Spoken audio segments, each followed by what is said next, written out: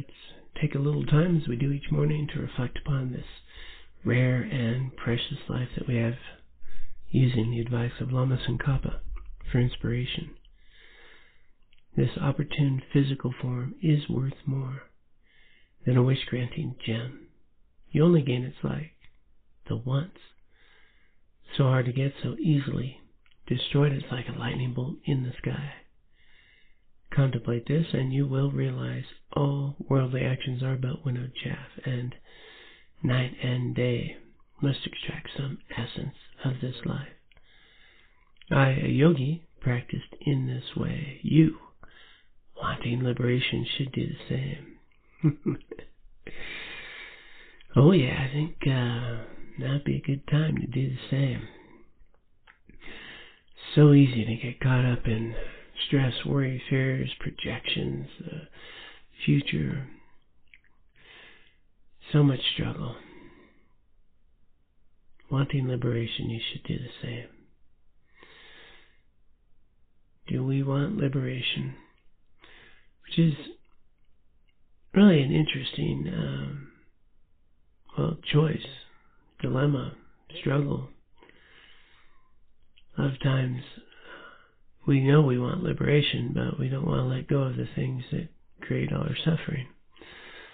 And therein lies the whole sort of issue of samsara. We want liberation, but we want to cling to our cause of suffering, our attachments. So, what we have here now is an opportunity to explore and understand that what we are attached to is not the cause of our happiness, but rather the cause of our suffering. And there's a big difference between attachment and appreciation. Attachment, grasping to something as though it is in fact the source of our suffering and all the afflictive states that arise as a result of that. These 8 worldly concerns that we are focused on this week are a great example of that. As we've been exploring this week, noticing how when we are caught up in anxiety, fear, worry, stress, it's going to be tied to, generally, one of these belief systems that if this or that happens, if people see me in a particular way or don't, then, I'll be okay. I get what I want. Am I afraid of losing it? And it's just not, when we think about gain and possessions, it's, tied to the government and resources and the things that we think should go a certain way, which will then give us the financial resources that we need to be okay and the choices that we want to have, and understanding instead,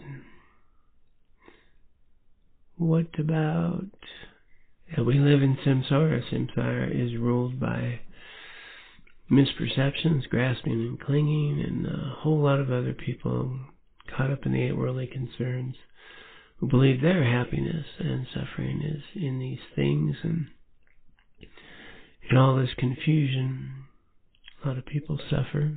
It's the nature of samsara. But there's also an incredible amount of people striving for compassion, loving kindness, being of benefit to others, trying to create spaces that provide for care for all beings. And just understanding that's the landscape.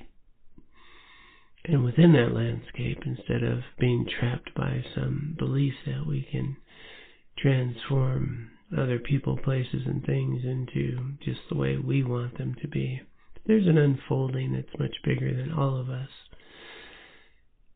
And we're empowered to engage with the messiness of all this with loving kindness, compassion, wisdom, eliminating true causes of suffering.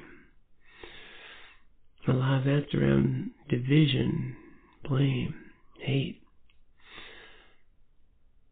How do we really dig in for the long haul, bringing loving kindness, compassion, and wisdom into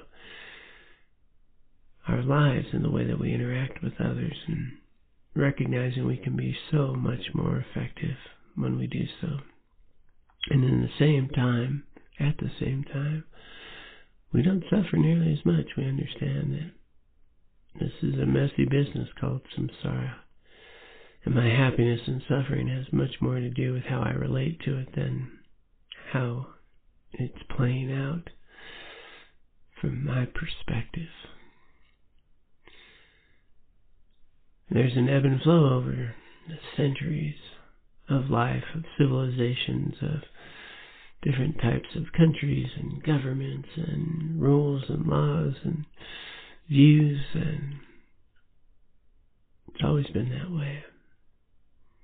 And out of it, in general, have been opportunities to give rise to the care and compassion that we have for each other.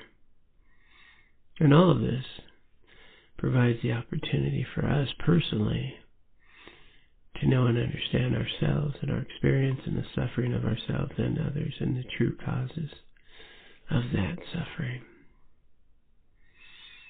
So we have an opportunity today to improve ourselves, to improve the world we live in. And that is not by stress, worry, and fear, but rather by empowered compassion, loving kindness, and wisdom. So let's do our best today to do just that, to extract some essence of this life, to grow so we can be helpful, productive.